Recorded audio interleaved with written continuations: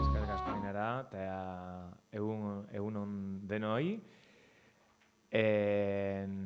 Bai, beak esan bezala, iaz hortzen egon, zuek bezala eserita, pentsatzen ea hauek zer kontatuko digute, eta gaur hemen nago, pentsatzen ea gaur zer kontatuko dizuet. Gazteek ez dakite euskara hizkuntza gutxitua dela. Ja, hasteko gazteek ez dakite hirugarren pertsonan jartze hori, eta ez dakigu esan beharrean hor ja fase arriskutsuan sartzega, ezta? Zeinek nori hitz egiten dion da, ze estatusetik hitz egiten dugun, baina hausnartzeko kontua da. Esan bezala, Ueman teknikari lanetan labil azken urteterdian, eta koinziditu du, bigarren hezkuntzako irakasleen masterra egitearekin batea, eta orduan, horre masterra mailako lana egin nun, udalerri euskaldunetako eskoletan, hizkuntza, ekologia, arnasgunen ideia eta soziolinguistika lantzen ote ziren, nola lantzen ziren, eta hori guztia nola dagoen, ezta? Ikerketatxo bat egin nun, hau ze azkar joten den, ezta? Eta horren ondorioz, bat elkarrizketa intziaten, horietako batean titularrak ertentzun, gaztek ez dakite, gaztek drogak konsumitzen dituzte, gazteak ez dauzkate elkarren artean harreman sanoak, eta gaztek ez dakite, euskara hizkuntza gutxitua dela, beti harriko iskorra jartzen ari gara gazteen ze hortan ikusiko dugu, ea ze ondorio atatzen ditugun gaur hontatik. Esan nahi zuena zen, segurazko hemen irakaskuntzan, nahizialdian, gazteekin, teknikari lanetan eta ibilbide luzea daukazuen jende asko egongo zeate, ni baino askoz ere arituagoak eta adituagoak, eta beraz, bukaeran zuen iritzia jasotzea plazerrutxa izango da, ekarpen interesgarriak egingo dituzue. Gaur ekarriko izkizuetenak dira, neure ibilbidean ikusitakoak, Uemaren bidez, hor esperimentazio fase bat egin dugu hezkuntza proiektua zabaltzerakoan, eta esperimentazio fase hortan jasotakoak esan dezagun, eta gero, beste hainbat idazle eta irakaslerek esandakoekin collage bat osatu dut, amezu orokor batera iritsi nahian edo, beraz gaur lapurreta askotatik ekarretakoak bilduta entzungo dituzuen eragotikan. Hasi gaitezen ba. Hori da, gazteak sujetotzat hartuta, zer dago gazteen buruetan, ezta? Esan bezala, ikerketa hortan, hasieran udalerri euskaldunetan jarri nuen fokoa, eta orain ere horre egiten dugu lana Uematik, beraz, gaur akaso zuen herrietako perspektiberako balio ez duten gauza batzuk entzungo dituzue, Udalerri euskaldunetako egoera soziolinguistikoa beste bada, baina beste kontu askok balioko dizuterakoa nago. Gazten buruetan zer dago? Zergatik hizkuntza gutxitua dela perzibitzen aldute? Hori galdetu genien irakaslei, ikerketa hortan edo elkarrizketak egin genituenean, eta ekarrizkizuet irakasleek behaiek esandako elkarrizketen zati batzuk, ezta? Zate bateako, batek horrela dio. Oroar, ez dituzte gazteek irudipen hori dutenik. Hauek txikitatik sartu dira eskolan euskaraz, eta orduan ez diote euren buruari planteatzen desbentajan daudenik. Agian esango dizute gaztelaniaz zailtasun gehiago dutela seguru asko. Gero jarri genitun beste irakasle batzuk horrelako talde eztabaida batean ere, eta hiruen iritzi segida bat ekarri dizuet orain. Batek dio, ez dut uste horretaz kontziente direnik. Guk beti euskaraz egiten dugu esan, eta gero telebistan nola ikusten duten galdetu eta gaztelaniaz esango dizute. Ez dira kontziente, beste batek esan du, gutxi batzuk, eta hirugarrenak. Baina beste garai batzuk izan zirela badakite. Frankoren garaian ez dakiz zer, neurri handiatean badute horren berri, beste garai batzuetakoa, ezta? Eta azkenengo irakasle baten aipuak horrela esaten du. Hizkuntza gutxitua ez, ikasleek ez. Ez dute bizi gutxiagotasun hori. sendagilaren gana amarekin joaten dira. Udaletxera berdin. Bereik bizi duten horretan euskara gehiengo batean bermatuta dago. Gogoratu udalerri euskaldunetako egoeraz ari garela. Eta pentsatzen ere ez dira hasten beste egoera batzutan. Orduan, beraien bizimodu horretan ez dut uste konstante direnik egoera gutxituan dagoenik euskara. Hori erakusten saiatzen naiz, era labur batean. Entzundakoan, baiezko ematen dute, baina hala ere, kontziente dira herri ingurutik irtenez gero, egoera ez dela berdina. Esate baterako, gazterketa egitera joaten direnean, edo eskola kirolagatik beste herri batera mugitu behar dutenean, beste ikasle askok gaztelaniaz egiten dutela eurek ez bezala. Horren kontziente dira. Horiek dira irakasleek ikaslei buruz esandakoak, bai? Klasean somatzen dutenagatik eta eurengandik ikusi eta ikasitakotik. Guk esperimentazio fasean hasieran pasa genien ikasle guztiei galdetegi bat. 7 ikastetxetan egin dugu, proban jarri proba pilotuak, eta 400 ikasle inguru izan dira parte hartzen.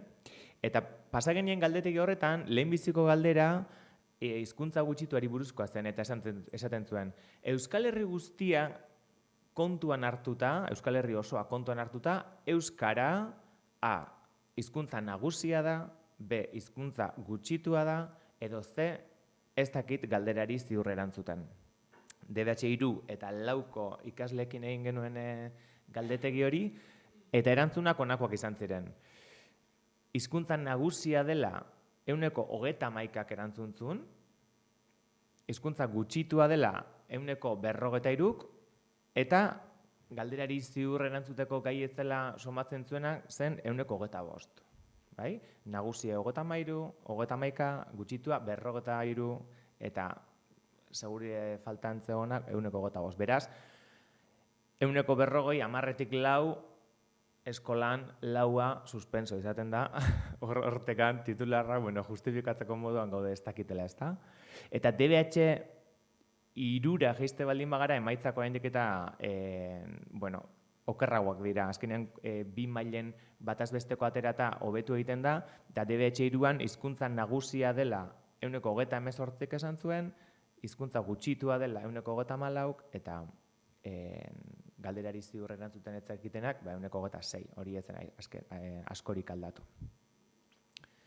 Orduan, hor batetik irakasleen usteak, eta bestetik beraiek galdetegietan betetakoak, pixka bat konfirmatuz edo baiestatuz edo berretxiz, irakasleen uste horiek, ezta? Konometro jarriko dugu azpar, Ze.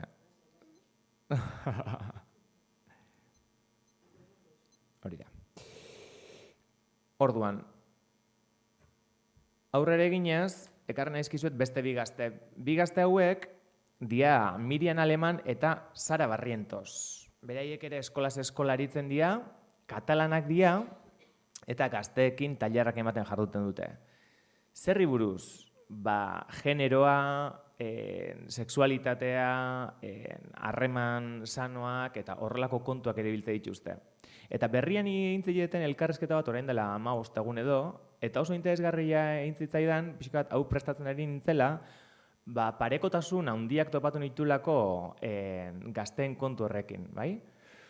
Orduan, beraien aipu bat ekarri dizuet. Eta horrela diote, galdetzen zioten, ze irakasten diezu nerabei indarkeria matxista ezagutu dezaten eta antzeman dezaten? Eta erantzuna zen, lehenik eta behin, argi eduki behar dugu, nerabezaroa bera ez dela garai arriskutsua. Gaztek ez dituzte asmatzen harremanak.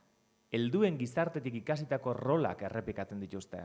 Eta batzutan, gustatzen ez zaizkigun, baina gizartearen parte diren jarrera begenean dituzte. Jarrera horiek, publizitatetik ikasten dituzte, internetatik, filmetatik, musikaren mundutik, eta bar. Honek egiten dugu, lehen aipatu dizuetan harriko eskorroiek jartzen ditugunak gazteengan, bai?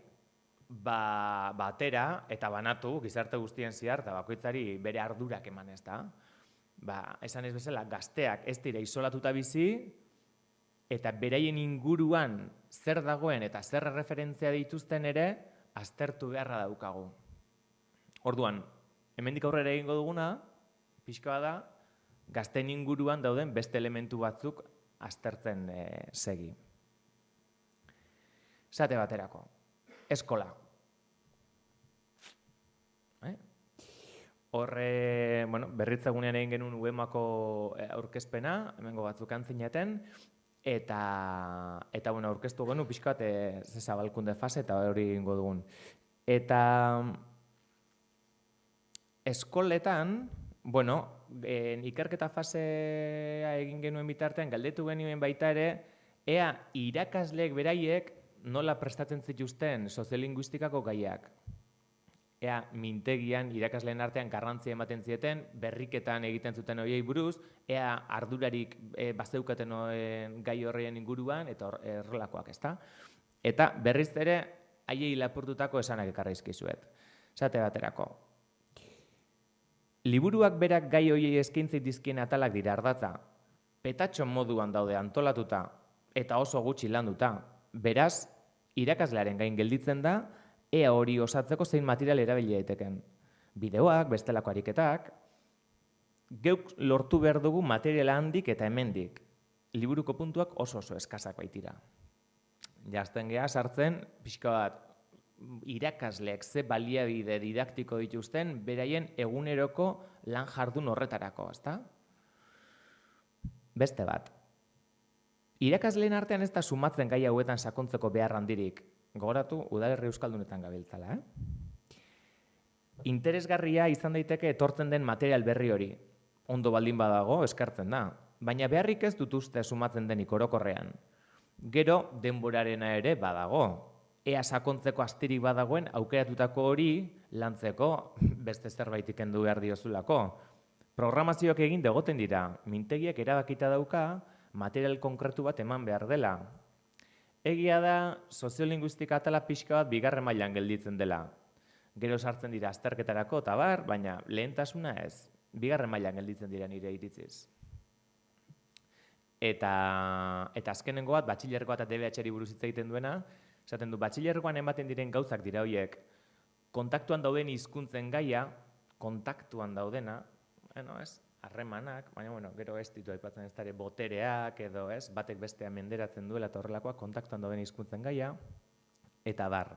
Ze DBH-en ulertzeko komplikatuagoak dira. Tartekat DBH-en ematen dira, baina ez dakizen bateraino ulertzen duten zertaz ari garen elebitasuna, diglosia, ez dakik kapazak diren kontzeptu horiek ulertzeko. DBH-en bereziki ez dela lantzen. DBH-en, esan nahi da, 15-16 urte dituzte gazteek. Matematikan, fizikan, zer lantzen dute gazteek? Ez aldire gai abstraktuak, komplikatuak. Ez? Lantzen dira, ez da egiten dira alegin didaktikoak horiek sozializatzeko eta horiek ulertarazteko. Akaso PISA, neurgailu famoso horiek, ez dituzte hizkuntza gutxitu bezalako kontuak sartzen beraien zerrendetan eta orduan ez dira garrantzizkoak. Galdetu nien baiterea, arloko bileretan, beraien mintegian, zenbat hitz egiten zuten edo gai hori buruz. Eta batek esan zuen, ez du gai hau azken aldian atera, beste batek oso atzera begiratuta, irakasleontzat formakuntza saioren bat antolatu genuen, baina, aspaldiko kontuak. Eta berritzeguneko arduragunarekin ere elkarrizketa egin genuen, eta harrek, ikuspegi positibo bat eman zegoen, eta ekarrena izan du baita ere, pixka bat zehatzeko, ez? Bere esanak dira, xirimiri lana egin behar da. Hizkuntza gutxituaren argitzeko importantea da soziolinguistika. Grafikoki islatzeko bataren eta bestearen egoera. Nik gaztelania badakit eta gustuko dut, baina horrek ez du esan nahi parekoak direnik. Hizkuntzak sekula ez dira parekoak. Bestalde, eta hau garrantzitsua da, irakasleok segura asko identifikatuta sentituko zate. Ideia bat nabarmendu nahiko nuke, irakasleek egiten duten lanak ez du berehalako fruturik ematen. Gu ez gara arotzak. Eta horrelako kontuetan gure lana ez da ikusten sekula bote prontoan, noski, hori frustrantea da. Jakina, irakasleak nahi du, irakasle hori ematen nahi den eduki horrek maila berean eragina izatea. Baina ezin da, Baina irakasle hori ematen ari den eduki horrek, soziolinguistikak, ikuspuntu aldatzen die, eta edukiak argitzen dizkie gerora. Bai? Eta bukaeran botazuen konparazioa ere aipagarria da. Falta da pentsatzea, egunerokotasunean transversalki sartu behar dela agenda 21 sartu den bezala. Jakin da, agenda 21 lehen hezkuntza guztian landu arren, ikaslek DBH-en zakarrak lurrera botako dituztela. Baina lasai, gero utzuliko dira bere onera. Eta hizkuntzarekin antzeko zerbait gertatzen da. Hori berritzegunekoak. Bueno, hoixe, irakasle berritzegune, ez, hor entzundako kontuetan, entresaka bat eginda ekarri zuet, eta, bueno, gaina aipatu igual, hor, soziolinguistika gaiei buruz orokorrean galdetu niela, eta ez hain zuzen ere hizkuntza gutxitua izatearen transmisio horri buruz, ze konparazio, ze baliabide historiko erabiltzen zituzten, eta bar. Beraz, zenbateraino janzten da ikasgelako eduki diskursioa horrekin. Eskola. Guazen eskolatik beste pausa bat arago, eta diana berri bat jarriko dugu, gure begi puntuan, eta diana horretara ekarriko ditugu familiak. Horrek uste duzu, familia, zuri, heteropatriarkal, klase ertainekoa, oso estandarra, bai? Telefono konpainia baten iragarki batetik ateratakoa, ezaguna izango zaizue. Eta beraz, diana horren erdian daude, gurasoak. Eta ze perfil egingo dugu, gaur egun gurasoen trontzo handi horri buruz, ez da? 30 eta 50 urte artean dauden, bueno, oie guztiei buruz, gaur egun gizartean erdigunea direnak. Radiografia bat egingo nuke, baino gozoko behatziek eta ez da giztorduian, da pentsatu dut, abesti baten bidez azaltzea zuei pixka bat umorearekin. Beraz, eskertuko nizueke, atentzioz entzungo bazen dute 2 minutu eta piko dira, Karidadeko bentaren belaunaldia.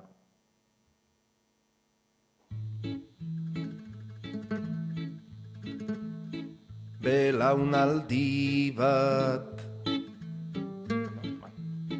izan ginen, sistemaren transgresore ginen, kastako jendea kalekoa militante, baina heldua bihurtu ginen, ta gure kastaura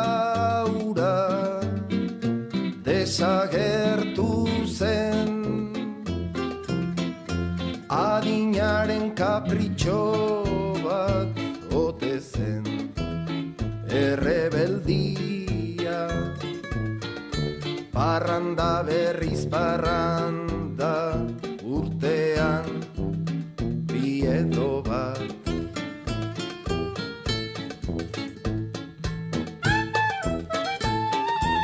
Dantzarako gorik ez zaizu etorri oraindik. Hurrengo parrafoan ja azten da sakontzen beraien xehetasun horietan. Ikusiko duzuen. Baiet asko identifikatuta senditu. Orain ez gara biltzen ideologian, eta elkartzen gera polikiroldegian, gure seme alabak dira modelo de, beraz guztiok gaude euskeraren alde. Orain ez zaigu lengo ezer gustatzen, orain ez zaigu gustatzen lengo ezer, zatoz gurekin ta dantzatu reggaeton. Reggaeton. Reggaeton, ton, ton. Erdizka, Eta segi egiten du, ikataidu, lagunekin kalera zertarako irten, pelikula badago kanal sateliten, ez dugu sorpresarik espero bizitzan,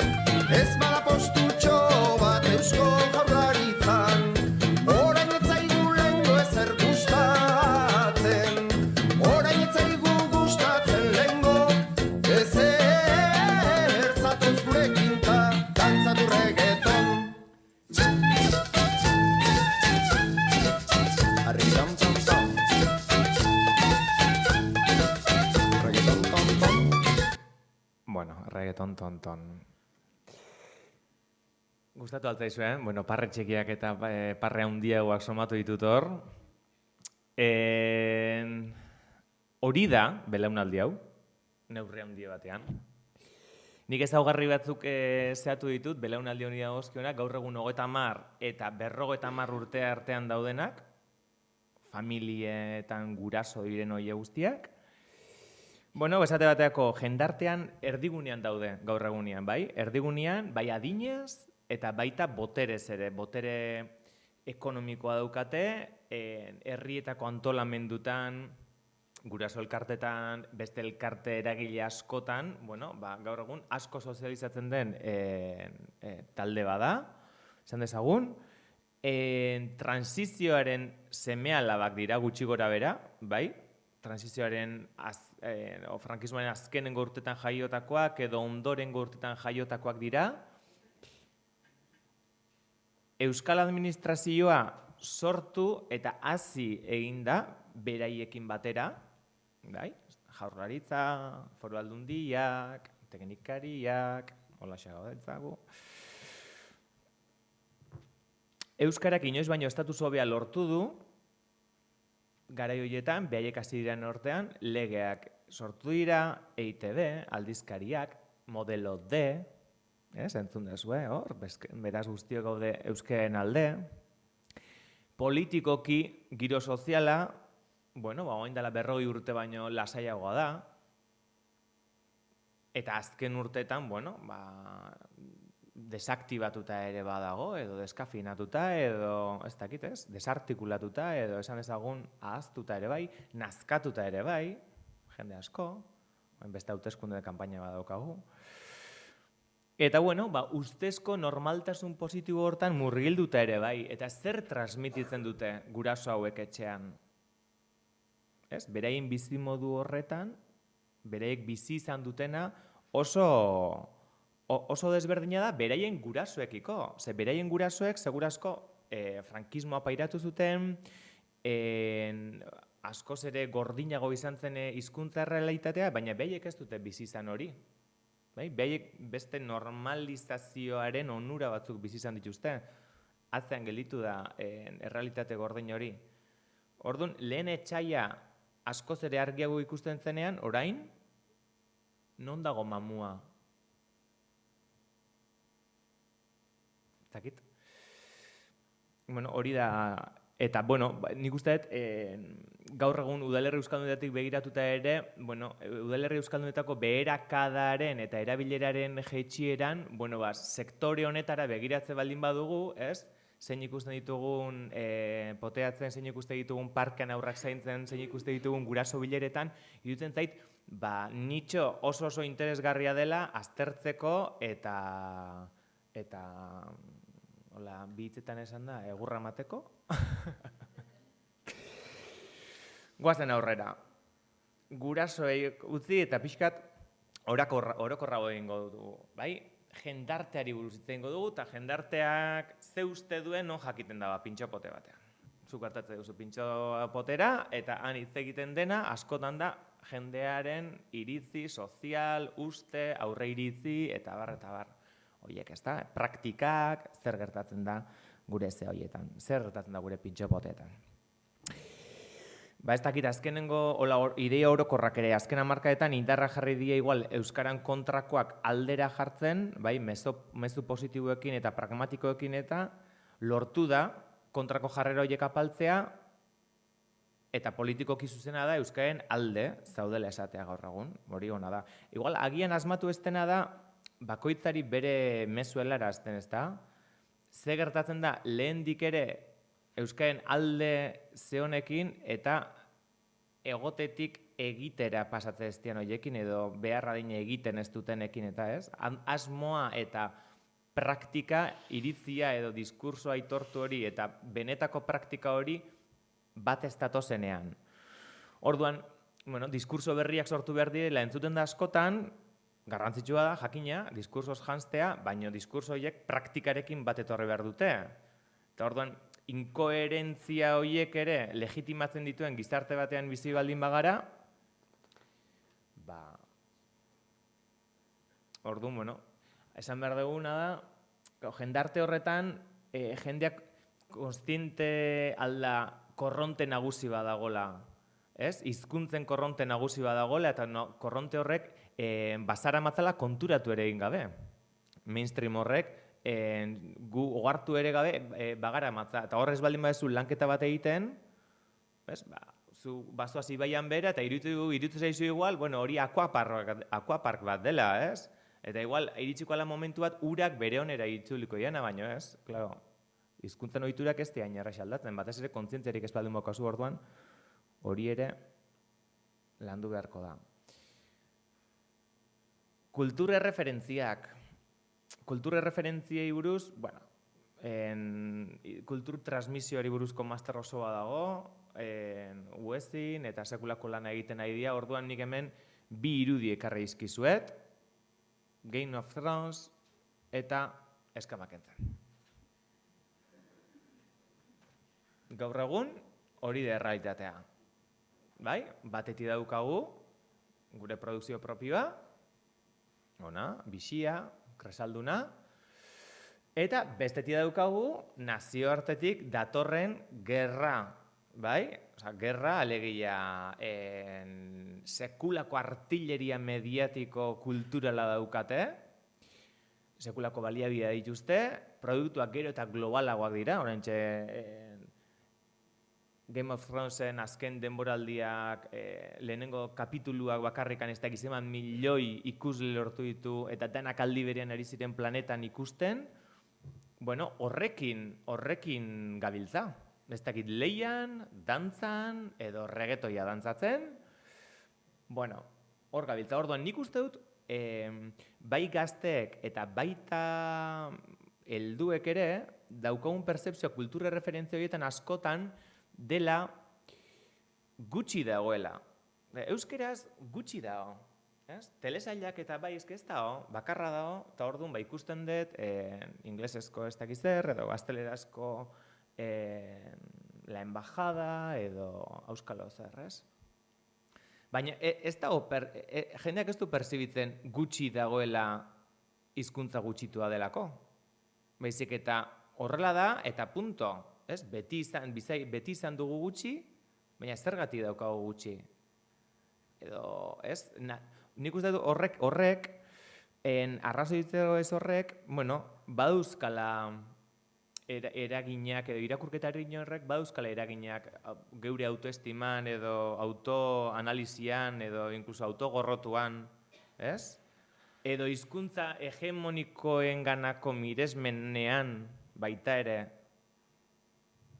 motivazio etetean, ideiak dira, gero esan goztezuak, nik botatzen nahi naiz. Eta azken aurretik, bueno, bizikia pantalla zinguratuta eta sekulako mezu pilua jasotzen ditugu, eta mezu horiek gure burura dijoaz zuzenean, eta, bueno, pues, kartzen dizkute, balioak, emozioak sortzen dizkute, markak sozializatzen dizkute, eta etiketak sartzen dituzte gure buruan, ezta? Da oso prozesu luzia, urteetakoa, baina gure barreneraino iristen dana, hortarako daude. Orduan, horrez gainera askotan ez gara konturatzen euskaren inguruan zer hitz egiten den, baina azken asteetako 3 adibide ekarri dizkizuet, ez? Soy de Barakaldo y me he tenido que ir de la UPV al Magisterio de Logroño, pentsatzen dute jakinan gainenengo zatela, horre ondan polemika auspotua esan dezagun, euskara inposatzen zela eta joan egin behartuela. Espartzak upeneren zean sekulakoak eta bi esan ziten euskeraz, horren kritika zela euskera, zan zintilua, eta azkenengoa, bueno, Gipuzkoako Foru Aldundiak erdira jetxi ditu euskarazko edabideen diru laguntzak.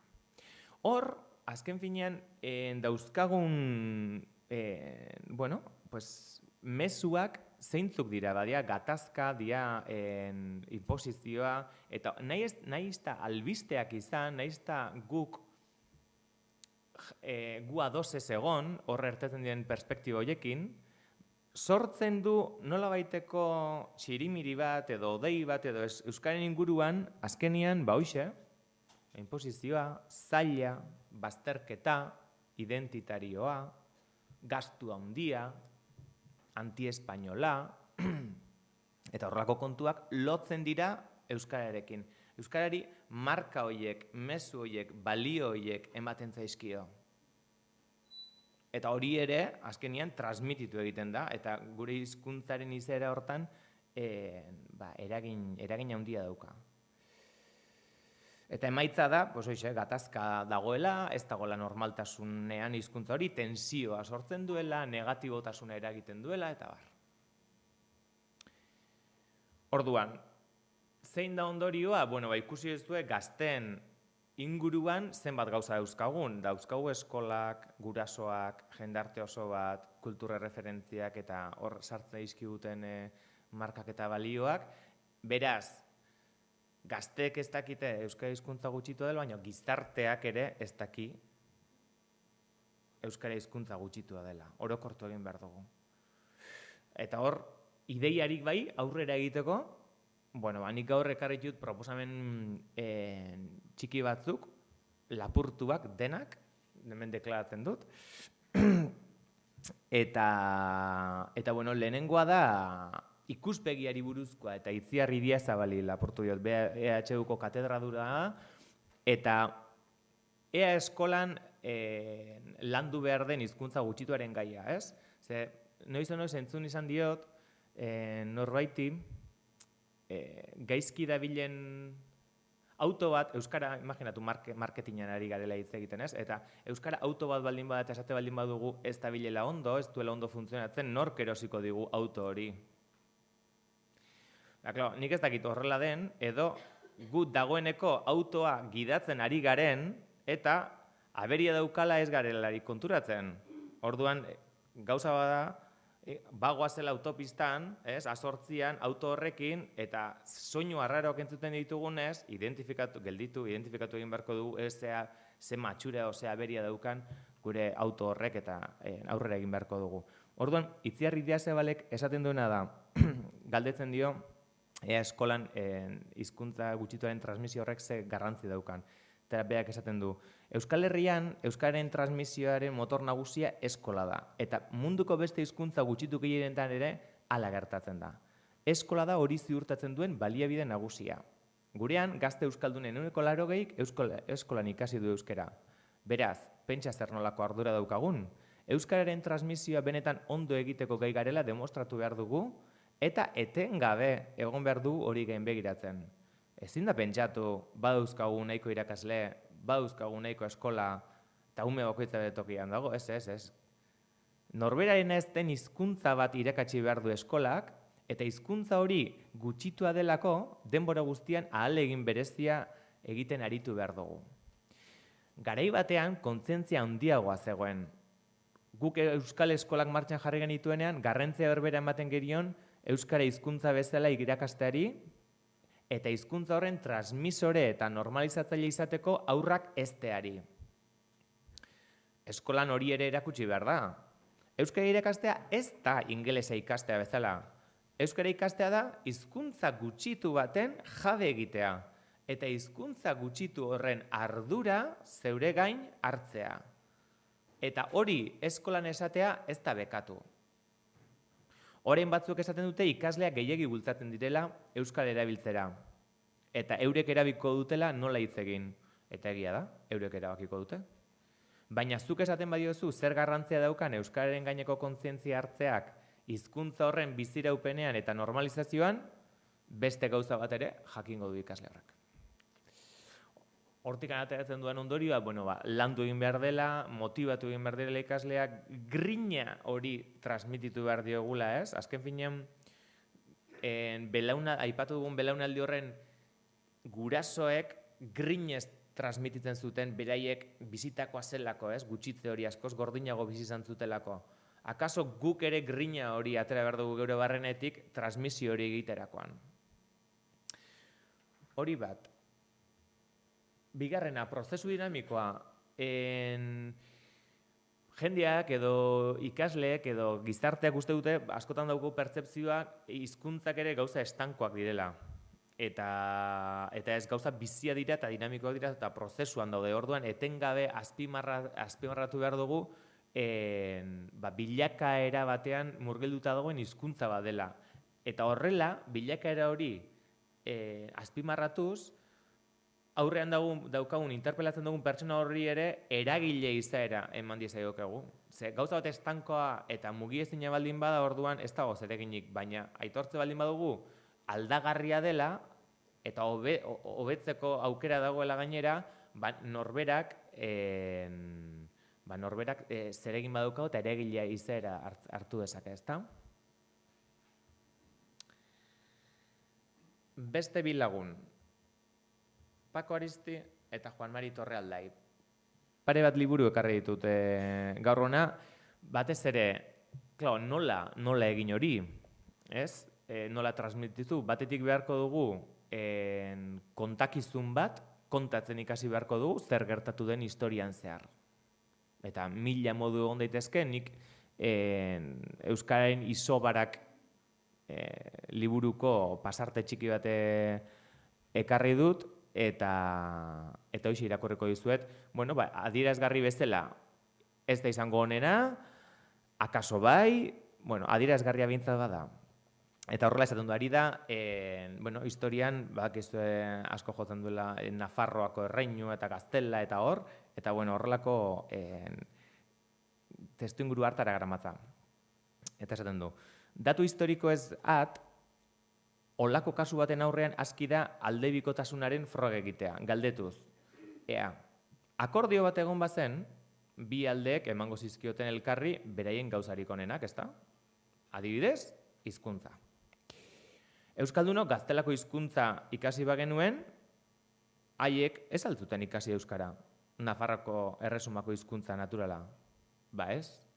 Beraz, etzen izan hartu emana, zapalkuntza harremana izan zen.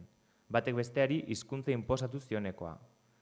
Herriek ez diote uko egiten beren hizkuntzari borondatez, beste hizkuntza ederrago delagokoan edo jasoagoa. Etnozentrismoak ez du posible egiten alakorik, bai ordea etnozidioak. Etnozentrismoa herri batek bere burua modu kolektiboan maitatzea da. Ez da inposatzailea, autoereslea baizik. Etnozidio aldiz, zure hizkuntza beste herri bat inposatzea da, haren ahulduz eta desagraraziz. Pasarte labur bada, baina horrelako beste 11 topa daitezke Euskal Herrian argitaratutako dozenaka liburutan, pixkat gure kontakizun hori tresnaz baliatzeko aukera ematen digutenak. Eta bigarrena da, Juan Mari Torrealdairen El libro negro del euskera, azkenian kontakizun horretan frogak ekartzen dizkiguna. Mendeetan euskararen kontra hartutako neurriak banan-banan esplikatzen dituena eta esplizituki liburura ekartzen dituena. Orduan, atzo, hau prestatzen lehenengo horrian ireki nuen, 1730, Anillo y castigo. Cláusula estipulada entre el pueblo y el maestro de Beasain. Que no se les permita hablar en vascuence, sino en castellano, poniendo anillo y castigándoles como se merecen. Ikaslei, DBH-ko ikasle hoiei, zergatik ez dugu kontatzen Beasainen orain dela 280 urte zer gertatu zen, zer egiten zen, eta ikasleiek nola sentitu ote ziren, zer eragina eduki ote zuen, lanketa hori egiten alda. Beraien herrian bertan gertatu da hori. Eta horrian bertan zegoen beste bat, urte bete lehenagoko beste datu bat. 1729, el imposible vencido, primera gramática vasca. Lehenengo euskal gramatika Manuel Arramendirena sortu zela. Esplikatzen baldin badugu, irakaslearrek gramatika sortu berri hura erabili beharrean erabaki zuela hizkuntza haua debekatzea, historia erakusten ari gara, aldi berean, gutxitze prozesu hortako adibide konkretuekin osotasun bat erakusten ariko gineke. Eta kontakizun horrez gain baita ere beharko ditugu gaur egunetik geure burua interpretatzeko erreminta berriak, ezta? Eta hor, Lore Agirrek besteak beste generoarekin harremana duten hainbat irakurketa egiten ditu, Idurra Eskizabelek eta bai, eta horre oso hildo interesgarria irekide azken urteetan. Eta, hainbat kontu aztertzen dituzte genero ikuspegi horrekin konparatuta, ez da adibidez, botere harremanak irakurtzen ikasi behar dugula. Bai? Gizartean hiztun minorizatua baldin bagara, non kokatuko gaituzte. Edo privilegioen sarea nola eraikitzen den. Hori aztertzen aldugu.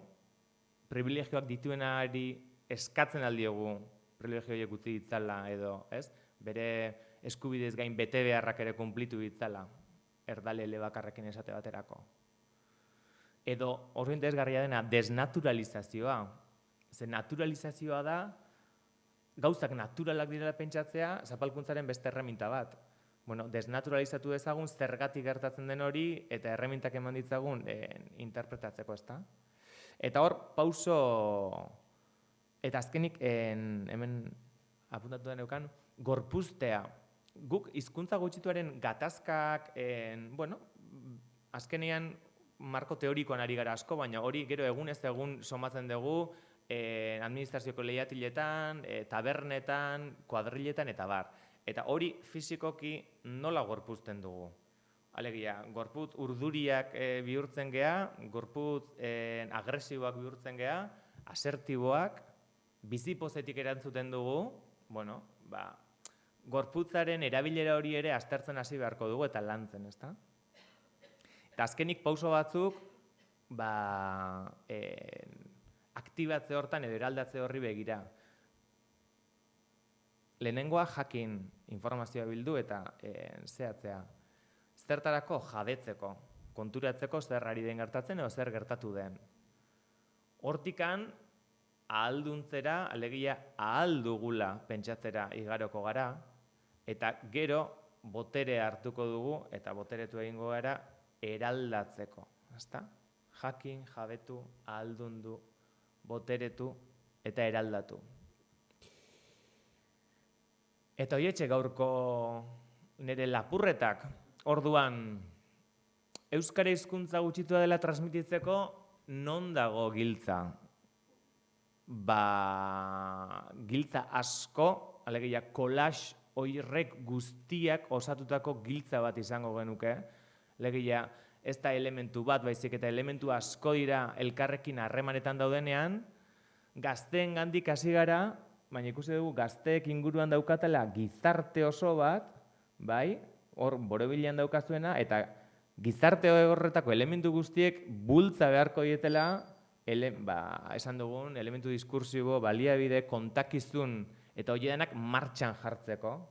Eta horrela, alakaso transmisioa bermatuko da, edo betuko da bintzat. Onarte, nik neuzkanak, ez dakit orain zuen iritziak eta galderak, edo hausnarketak, edo kontraesanak entzuteko pronto.